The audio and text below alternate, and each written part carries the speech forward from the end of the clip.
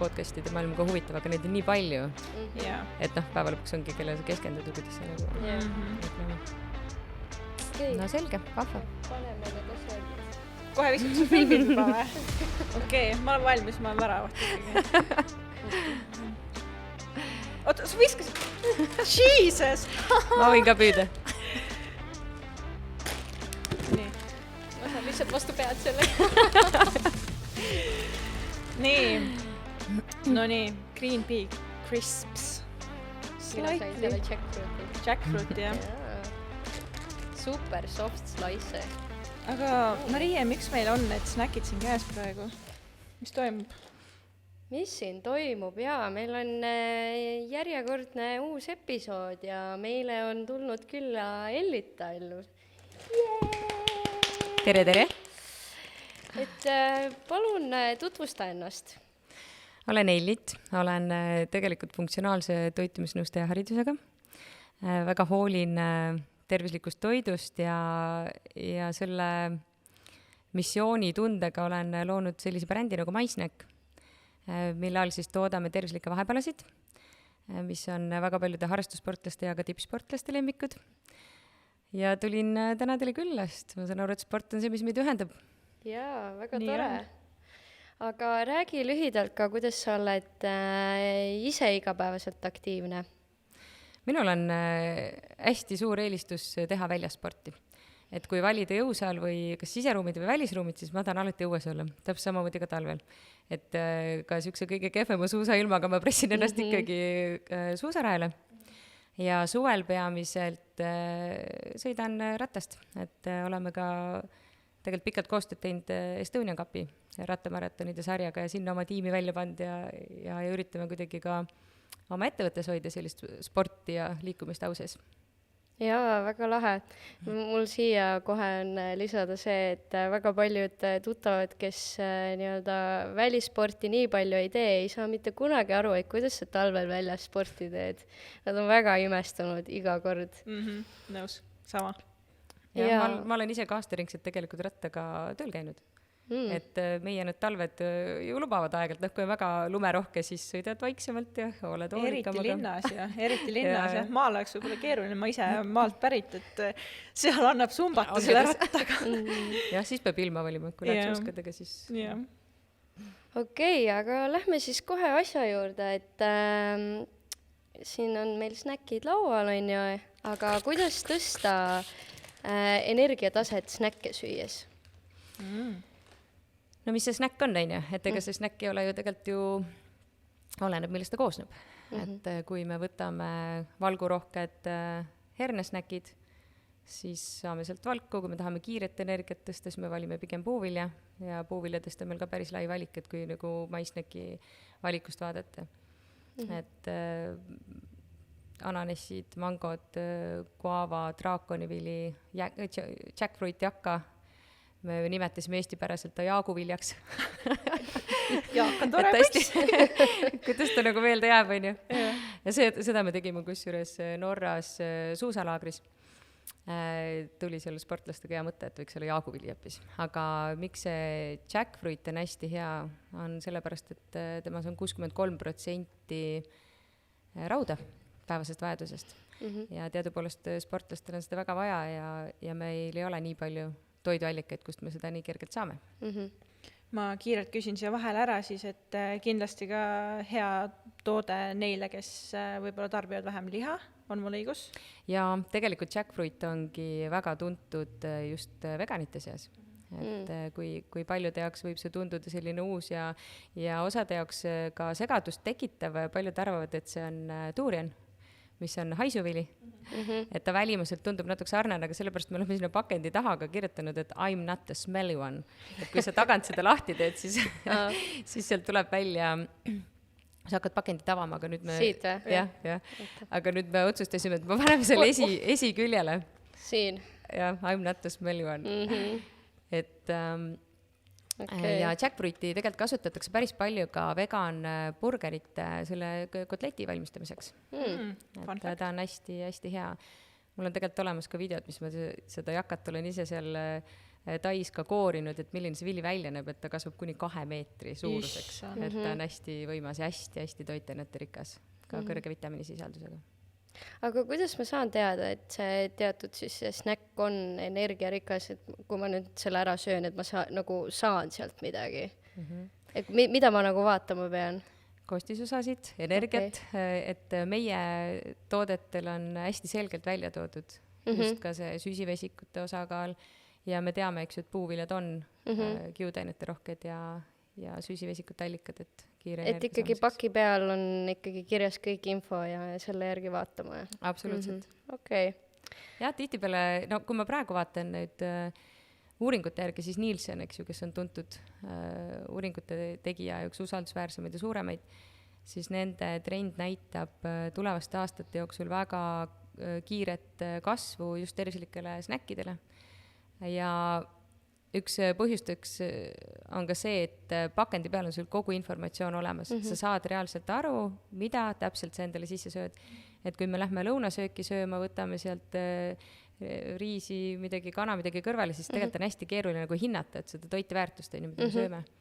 Et see on jah, kõige lihtsam ongi nagu paki pealt siis see selgeks teha. Aga siit edasi minnes siis, et aga mis need siis need tühja energiatasemega toidud on ja kuidas neid vältida? Jah, ma tegelikult enda raadiosaates olen ka öelnud, et tühja kalorit tasub vältida, sellepärast et nad küll täidavad ajutiselt kõhtu, aga pikemas perspektiivis siis see kõht läheb ka liiga kiiresti tühjaks, et need ongi pigem sellised kiirsüsivesikud, mis on siis valge jahu, valge suhkur, et nad annavad sulle küll kõhu täis, tõstavad kiirelt veresukrut, aga ka langetavad seda. Samamoodi tühjad kalorid, energiajoogid, sellised karastusjoogid, et jah, neid tasuks pigem siis vältida, et pikemas perspektiivis ta ei anna sulle suurt midagi. Nii, et kui ma 3 saiakest ära söön, sest kõht on tühi, korraks on hea olla, aga tegelikult see ei ole vist parim variant. Jah, ja miks ta ei ole ka parim variant on see, et selle võrra sa sööd ju vähem mingit muud toitu. Et kui sa oled oma selle esmase vajaduse ära rahuldanud, et sulle saab kõht täis ja miks meil üldse tekib see siuke tunne, et nüüd ma haaraksin tühja kõhuga siis mingit kiirt süsivesikut, et sul ei teki ju, ma ei tea, kui sul on kõht tühi, sa ei hakka ju nälgima näiteks brokkoli järele või seda mingit kapsas süüa. Tahaks räigelt brokkoli. Jah, et see on nagu kuidagi organismil täiesti automaatne siuke reaktsioon. Et kui veresuhkur on madal, siis kiiresti kes tahab šokolaadi, kes tahab siukest automaatselt kiirt süsivesikut saada. Et sellepärast olekski mõistlik mitte lasta enda veresuhkrul nii alla kukkuda. Et kui me ütleme, et ma olen šokohoolik või ma olen nagu ongi nagu magusa, ma ei tea, sõltuvuses ja nii edasi, see on hästi tihedalt, hästi seotud selle veresuhkru tasakaaluga. Et sul lihtsalt aju enam ei mõtle nagu sellisel hetkel, et tahaks midagi head ja sellist tervislikku, vaid haaraks nüüd ruttu midagi, et taastada enda veresuhkru tasakaalu. Ja siin siis tulevadki, jälle paranda mind, kui ma ütlen valesti, aga siin siis tulevadki mängu need tervislikud snäkid, et kui ma 2 suure, näiteks ütleme hommikusöögi, lõunasöögi vahel, lõunasöögi, õhtusöögi vahel, võtangi neid tervislikke snäkke, hoian enda taseme seal, kus ta olema peab, et siis just kui ma saan ju vältida tegelikult seda, et ma neid ebatervislikke kiireid süsivesikuid hakkan üldse tahtma. Jah, absoluutselt. Jah, tegelikult ongi kogu selle päevamäng käib selle veresuhkru optimaalse tasakaalu üle. Aga õige. No kui me nüüd siin lähme hästi praktiliseks ka, siis kohe, et sa ise ka hästi aktiivne inimene ja ka meie kuulajad, aktiivsed sportlased, siis räägime korraks ka sellest, et kui me võtame nüüd näiteks tavalise päeva, kus meil on trenn sisse planeeritud, siis millist snäkki, ampsu sa siis enne trenni selle päeva jooksul näiteks soovitaksid? On seal vahet, mida ma nüüd haaran, millist snäkki, näiteks maisnäki riiuli pealt, poest? No jah, tegelikult asi ei ole ainult selles snäkis, et kui see oleks nii lihtne, siis ütlekski, et võta see, et meil ei ole sükest nagu sükest võlusnäkki. Et ta ikkagi peab olema siuke tasakaalustatud toitumine kogu päeva jooksul. Kindlasti hästi oluline ei ole mitte hinnata ka ainult toitu, ainult seda snäkki, vaid ka und, oma liikumist, oma energiat, stressitaset. Aga kui minna täpsemaks ja mõelda rohkem toidu peale, siis võib-olla enne treeningut selline rohkem süsivesikute rohke, peale treeningut pigem valgurohke, hernesnäkk kindlasti väga, väga hea leiutis. Tegelikult hernesnäki retsept on minu enda tehtud. Üldse kõik maisnäki tooted on koostöös tootjatega siis meie enda tehtud. Ja selle hernesnäki mõte sündis ka sellest, kuna hernevalk on organismile kõige kergemini omastatav valk, siis on ta väga hea just taastava lihastele peale treeningut ja kõrgete kiudainete sisaldusega, nii et hernesnäkk. jah. Jätke meelde hernesnäkk. Hea küll, mulle meeldib näiteid tuua, nii et ma toon ühe näite veel. Jälle seda ma oskan enda kogemusest tuua, aga ma tean, et kõik, kes kunagi koolis on käinud, nii-öelda sportlased, siis õppivad sportlased, et tihti näeb see graafik välja niimoodi, et sa lähed 8 kooli, mõnel on võib-olla, tegelikult väga paljudel on ka trenn enne kooli tunde, võib-olla on ka päeval mingi trenn veel, võib-olla peale kooli õhtul on trenn ja see võibki vabalt välja näha niimoodi, et sa lähed 8 sinna pinki istuma ja saad õhtul võib-olla 11 alles koju. Elad kaugemal, võib-olla isegi hiljem veel.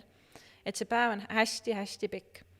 Ja kui sul on nüüd ära planeeritud, muidugi oled tubli õpilane ja ikkagi sööd hommikul, lõunasöök, õhtusöök, siis jälle, kui me tuleme snäkkide juurde tagasi või üldse toitumise juurde, siis et sina oma kogemusel, mida sa sellise kaootilise, kiire päeva juures soovitaksid, et jälle, kas ma võtan endale 1 paki mingit snäkikest kaasa, kas ma panen puuviljakotti, et mis see hea kogus siin päeva jooksul oleks nüüd, mida võtta? See nagu osaliselt kirjeldasid minu lapsepõlve.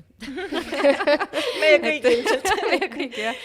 Ja ilmselt ka täna meie laste, on ju. Mul on endale 2 last, et ma tean jah, väga hästi, tütar on akrobaatik olnud pikka aega ja praegu nii breakdance kui ka hip-hop ja kõik muu, et seda energiat ju jagub, on ju.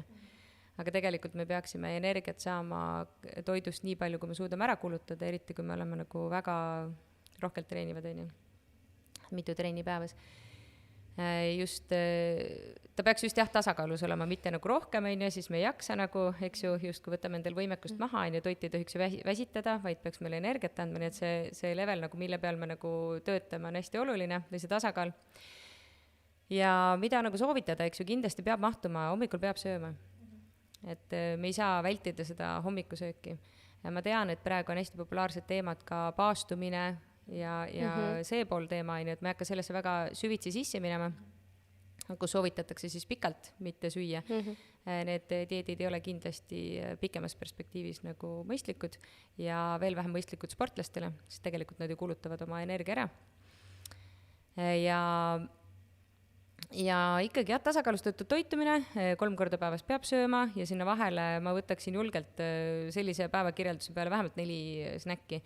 Et need võivad olla kõige parem värske puuvili, pähklid, aga sellised päris pähklid on ju mitte maitsestatud tšilli ja mingi šokolaadi ja siis igasugused Need on ju kõige maitsvamad. Miks sa teed nii? Kui te võtate paneeritud pähklid ja ammustate selle pooleks selle palli, siis te näete, kui vähe tegelikult on pähklid seal sees. Ja tasub jälgida koostisosasid, et kui suur osa sellest tootest üldse pähkel. Et tihtipeale seal sees on sellised mitte kõige suurem tükk pähklid. Kui suur see pähkli kogus peaks olema? No pähkel võiks ikka pähkel olla, et kui sa sööd sealt sisse seda kastet või ütleme seda paneeringut, eks ju, et see ei anna meile... Ei, ma mõtlengi nagu... No, mõtled nagu snäkk või? Yeah. No, arvestame sellise biopesa kuni 10 pähklit, et aga sõltub eks ju kõigest muust ka, mida sa sööd, et pähkel on hästi hea rasvaallikas, eks ju. No vahepeal mina läksin nende pähklitega hulluks, et sellepärast ma nagu küsin ka, et palju nüüd tegelikult võib süüa, et ma ikka sõin neid. Ja niimoodi, et oli lõpuks juba, kõht oli täis pähklitest. Ja see on nüüd väga hea tähelepanek, sellepärast et meil ei tasu süüa kõhtu täis ühest või teisest toiduainest, et see valik peab olema hästi mitmekesine, selle jaoks, et organism saaks endale toeks ju palju muud ka, et indiapähklid on kõige kangemad, et India pähklid kuni 10 tükki on tegelikult mõistlik võtta vahepealaks. Ma siin terve paki Rambuskraam. jah, et meil endal on ka tegelikult tehtud indiapähklite retseptid, on juustuga, siis on tšilli küüslauguga, kaneeliga ja see kaneel on niisugune kerge vürtsiga, kuna tegelikult puhas kaneel on ise vürtsikas maitseainena, et meil siin müüakse palju lahustatud. Ja miks need retseptid said tehtud, ongi see, et pähklirasv on hästi hea, me toome seda koha pealt, kus on istandused, eks ju, otse Vietnamist.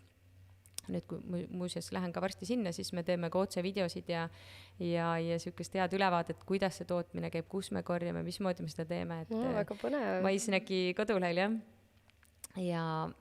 Ja meie katsime siis selle või maitsestasime hästi õrna kihiga. Mitte ei loo sinna paneeringut, jahust ja kõigest muust. Meil ei ole jahu absoluutselt, meil on gluteenivabad need. Aga kerge süke maitse, et kui sa ostad, siis jah, vaatad, sa näed ka seda pähklit selle kestalt. Tänase päeva õppetund on see, et kui me pähkleid ostame, siis vaata, et pähkel oleks seal sees ka päriselt. No samamoodi nagu kartulikrõpsud laialt levinud ei ole ju, osadel on kõige ligilähedasem aine kartulile kartulitärklis, millest see toode koosneb ja siis on see koostisosadel lihtsalt selline.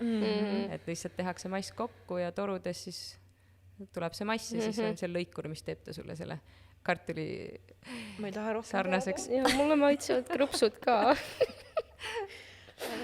Ja, on küll. Vot.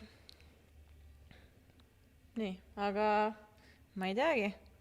Väga põnevaks on kiskunud see. Aga jah, esimene tähelepanek siit täna oli siis see, et pähklis peab olema pähklit, pähkel peab olema pähkel. Aga kui me nüüd võtaksime kokku selle osa, mis me praegu rääkinud oleme, kõik selle toitumise kohta, siis Ellit, on sul endal veel mõni selline tähelepanek, mõni asi, millest me rääkinud ei ole võib-olla, aga meie sportlane, kes kuulab või treener, kes kuulab, siis kindlasti, või lapsevanem, kes kuulab, et kindlasti seda asja võiks teada, seda asja võiks tähele panna. Ja enne kui ma tulin, siis ma hakkasin mõtlema, et mis just nagu sportlaste puhul on oluline, et ja päris palju reklaamitakse ka, et valku tuleb, eks ju, kindlasti sportlane peab valku sööma juurde. Kindlasti ei pea võtma valku juurde harrastussportlane, et ja kindlasti ei ole vaja ka toidulisandeid eraldi. Välja arvatud siis meil siin talveperioodil kõikidel nagu vaja D-vitamiini, et ja see D-vitamiini tase tasub ka ära määrata tegelikult kas või perearsti juures, et kui palju sul päriselt see D-vitamiini tase, et enamustel on ta madal, aga on ka üksikuid juhtus tegelikult, kellel on D-vitamiin hoopis teistmoodi omastatav ja ta saab seda, tal on piisav. Ja kui on, ehk siis jah, ma ei soovita valku ega mingit toidulisandeid eraldi igaks juhuks juurde tarbida, et on jube populaarne see toidulisandite teema, et võtaksin juurde seda, teist ja kolmandat, kollageeni ka ja siis seda ka, et kui me isegi nagu ei tea või siis multivitamiine ja kõike muud, et organismi tuleb turgutada, organismi tuleb hoida, aga tasub kindlasti ka analüüside alusel natukene nagu vaadata, et mida mul päriselt vaja on, et ei ole vaja hakata juhuslik, lihtsalt igaks juhuks sööma. Siis toitumise puhul hästi oluline, et enne võistlusi ei tasu hakata katsetama mingit uut menüüd või siis, et äkki see annab mulle nüüd või võtan suuremas koguses nüüd kiudaineid või et tasub nagu enne võistluseid ikkagi organismile omaseid või selliseid tuttavaid toiduaineid tarbida. Et lihtsalt mitte enda seda kõhtu segamini keerata. Enne võistlusi on alati tualeti järjekorras pikem. See on tõsi. Pikem ootamine. Nõustun, olen seda näinud erinevate tiimide juures. Et see on juba meil hormoonidest ja sellisest veidi nagu sellisest excitement või selline pingeolekule. Ja loomulikult vesi, hästi oluline, et kuna me ka sporti tehes kaotame, eks ju, vedelikku higistades ja muud moodi, siis kindlasti peab jälgima seda veetasakaalu ja kindlasti juua tuleks enne, kui tekib janu. Siis kui on janu, siis on juba organism on juba kuivab, et hoiame hüdreeritult ja ma ei teagi, eks see ongi sihuke hästi oma keha tunnetamise teema ka, et alati läbi mõelda ja jälgida päriselt, mida me sööme. Et tihtipeale me mõtleme, et me oleme juba tervislikud, aga siis mis tähendab? See tasub nagu endale selgeks teha. Sa mainisid, et harrastussportlased ei peaks valku juurde võtma või sööma, eks. Aga kui ma tegelikult laias laastus olen harrastussportlane, aga ma teen 5 korda nädalas trenni, siis tegelikult ju peaks. Ongi niimoodi, et ütleme, 5 korda nädalas on see piir. Okei. Et kui sealt juba nagu üle läheb, oleneb, eks, kui sa teed iga päev nagu mitu trenni, eks ju, siis täpselt seesama sinu enda tunnetuslik, aga mina mõtlen valku juurde, sellega oma menüüs saad sa, eks ju, valku tõsta. Okei. Aga mitte seda, et sa peaks hakkama nüüd valgupulbreid või mingit sukest nagu lisandit, eks juurde. Ja kindlasti ei soovita valgukoguseid tõsta ka nendel, kellel on neerudega probleeme, sest neerud tegelevad meil valguga. Et see on hästi oluline. Ja toitumise juures veel jälgida ka kindlasti siis talumatuseid ja allergiaid. Et see võib olla see, mis võtab meilt tegelikult selle energia maha. Et valmistume, teeme justkui nagu jaksaks, aga pärast oled tühi nagu pressitud sidrun. Et siis seal võib peituda nagu probleem ka selles, et sa oled allergiline või on sul mingi toidu talumatus, mis võtab sult tegelikult ise energiat ära, mitte see füüsiline koormus, mis sul trenni näol on. Mina tahaksin siia lõpupoole nüüd öelda, kõigele kirjutan alla, mida sa oled öelnud, see on esimene asi.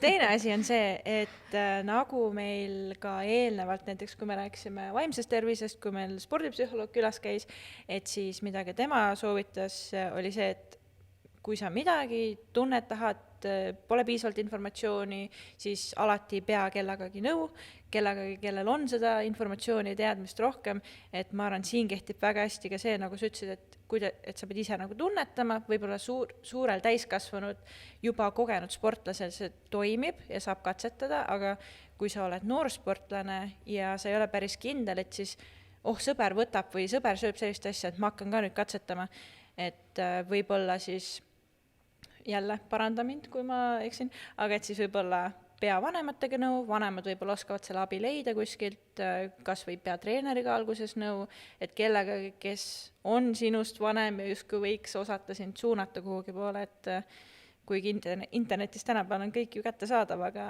seal on ka väga palju seda valeinfot. Jah, mina läksingi tegelikult õppima toitumisnõustajaks sellepärast, et kui sa paned mitu lehekülge kõrvuti, siis seal on nii palju vastukäivat informatsiooni, et sul ikkagi on vaja seda oskuslikku silma, et sealt lugeda tegelikult seda õiget infot välja. Ja kui isegi on õige info, siis iga organism on erinev, et mis just täpselt sinule on nagu sobilik. Et jah, sõpradega alati on hea nõu pidada ja teha koos challenge'eid ja et me ikka lähme liikuma ja et me ikka teeme sporti ja kõik muu, aga võib-olla sellist niisugust olulist infot tasub jah otsida nagu abi vanematelt ja siin hulgas ka sellist abi, et kui sul on mingeid seedeprobleeme või sellist nagu niisugust nagu muresid, et see ei ole kindlasti niisugune tabuasi, millest ei tasuks rääkida, et ma olen osade klientide puhul ka täheldanud seda, et kõik muud asjad räägitakse ära, isegi ka toitumisnõustajaga, aga seda, et kui on nagu pidevalt kõht lahti või et seda justkui nagu on tabu nagu arutada. Või kinni. Või kinni, täpselt, jah. Kõhukinnisus on väga levinud, väga-väga levinud ja kõhulahtisus ka. Et see on probleem, seda tuleb lihtsalt tunnistada ja vaadata üle ja tegelikult kui kõik need vältida, eks ju, ja välistada, siis tuleb energiat väga palju juurde. Aga mida sa soovitad, et kui ma olen toitumisest rohkem huvitatud, et mida ma peaksin sööma, et mis sa soovitaksid lugeda või kuulata? On sul mingisuguseid soovitusi anda? Oma lemmikuid. Kindlasti ma arvan toitumisteraapia. Toitumisteraapia.ee on selline koht, kus on väga head artiklid. Ma olen ise ka lõpetanud Anneli Sootsi tervisekooli, et sealt on päris pikki aastaid ja väga spetsiifiliselt ka erinevaid teemasid nagu käsitletud ja võttagi selliseid usaldusväärseid, et ütleme näiteks toidulisandite puhul tasub ka lugeda ise maaletujate infot, ka turustajate infot. Tänapäeval ikkagi kogu see reklaam ja kõik see muu teema käib ju ka usaldusväärsus ja kõige muuga seotuna ja kui need inimesed, kes tegelevad nendega, on ikkagi oma ala spetsialistid, et siis pead lihtsalt välja lugema, et mis on see reklaami osa, mis nagu ei ole, aga seal on kindlasti ka fakte, tõenduspõhiseid, snäkid, eks ju, samamoodi me ise teeme retsepte, ise toodame, ise toome, me tunneme farmereid, me teame, mis sinna sisse on pandud, et sihukest infot ka kindlasti. Ja väga palju ju reklaamitakse neid kummikarusid, et toidulisandina võtta, et see on ka nagu snäkk, aga ma ei ole kindel, et kas see nagu annab mulle midagi, et aga turundus on väga hea seal taga. Jah, see on hea point. Igasuguseid seeni ja kõike muud ka, eks ju. Et selle koha pealt mina oleksin ettevaatlik. Et ma eelistan alati päris toitu. See tooraine peab olema naturaalne, et meil naturaalsest toidust sa omada kindlasti palju paremini toitaineid kui see, et on lisatud sünteetiliselt, eks ju, erinevaid aineid juurde, et ma selle koha pealt oleksin ettevaatlik, sest meil ei ole tegelikult organismil vaja lisaaineid ilma teadmata, et sa pead seda päriselt endale lisama. Kui sul ei ole nagu organismis testitud, et sul on vaja, ma ei tea, või et sul on kolesterooli tase selline, et sul ei ole ju, see peab olema ikkagi analüüsitud ja siis me hakkame võtma midagi juurde. Et igaks juhuks kummikomme hea maitse pärast ei maksa. Vabandust. Ei, mul lihtsalt tuli. Mõelge, kui sa teed testi, lähed verd testima ja seal on rida, kas kummikomme on vaja või ei ole. Kummikommid, jah või ei, see on väga konkreetne. Ma arvan, et kõigil peaks ei olema seal ilmselt. Oleneb kummikommist kindlasti. Või oleneb, mida sa kummikommiks nimetad, aga jah, selles mõttes, kui ta on ikkagi, vaadake koostisosasid, kõige olulisem koostisosad. Ja koostisosade puhul on alati ka see, et mis on kõige esimesena mainitud, seda on kõige suurem siis kogus selles tootes. Et kui me loeme, ma ei tea, hernesnäkid, siis siin on hernejahu 85%, ehk siis see on kõige suurem osa sellest tootest. Kui sul toode algab juba seal suhkur, nagu enamuse šokolaadide ja kõige muu puhul, kui te leiate šokolaadi, kus on esimesel kohal kakaouba, siis on päris hästi. Siis on väga hästi. No nii, aga me oleme siin täna ikka korduvalt rääkinud maissnäkist, nii et ole hea, Ellit, ütle meile, mis siis maissnäk siis, kus ma leian informatsiooni selle kohta, kus ma leian need vahvad tooted, mis on mulle väga head kindlasti, kus ma selle informatsiooni kätte saan? Meil on koduleht www.maissnack.ee, seal on meil ka blogi, sinna paneme ka meie jutud üles, eks ju, seal on meil ka erinevad raadiosaate teemad, kõik põhiliselt tervislikust toitumisest. Et nii kodulehelt kui ka tegelikult jääkaubandusest. Meie põhiline koostööpartner ongi jääkaubandus Eestis, Lätis, Leedus, Soomes, Rimides, Circle K-des, Prismades, Selverites, tegelikult praktiliselt igalt poolt leiate meie snäkke. Aga saab ka otse kodulehelt osta, meil on e-pood ka. Kõige laiem ja kõige lihtsam valik. Jah, tänapäeval kõik ju tellivad internetist tegelikult. No, aga tellimisest rääkides, enne kui me selle osa siin täitsa kokku tõmbame, siis väike announcement on see, et kuna meie siin oma podcastis väga siis hoolime oma kuulajatest ja tahame, et kõik saaksid neid hernesnäkke proovida. Jah, meile meeldib meie sõpru aidata. Ja meile meeldib sõpru aidata ja seda jaguvilja, mis ei ole see smelly one. Jah, see oli see. Jah, see oli see. Ja neid tooteid on veel väga palju seal kodulehel, siis jutt ongi selline, et meil on väike sooduskood jagada välja rahvale, mida saab siis e-poes maissnack.ee kasutada. Selle kohta rohkem informatsiooni leiad juba meie Instagrami kontolt ja kood ise siis ütleme selle ka välja. See kood on selline huvitav jalgpalliga seotud pallikott 10. Nii et selline naljakas nimekene peaks kõigile meelde jääma. Nii et jah, rohkem informatsiooni juba meie kodulehel ja maissnackiga on võib-olla veel mõni huvitav põnev uudis meil tulemas, nii et kindlasti jälgi meid, jälgi maissnacki ja kas see ongi kõik? See ongi kõik. See ongi kõik. Ma arvan, me saime päris palju asju, mida nüüd kõrva taha panna. Ikkagi need pähklid ja kummikommid. Ja. Aga Ellit, suur aitäh, et sa tulid, leidsid aega jagada seda väärtuslikku informatsiooni meiega. ja tutvustades meile, mida teie teete, mida sina isiklikult oled teinud, saavutanud ja mis põnevat ootab MySnacki veel ees. Nii et jah, meie poolt aitäh!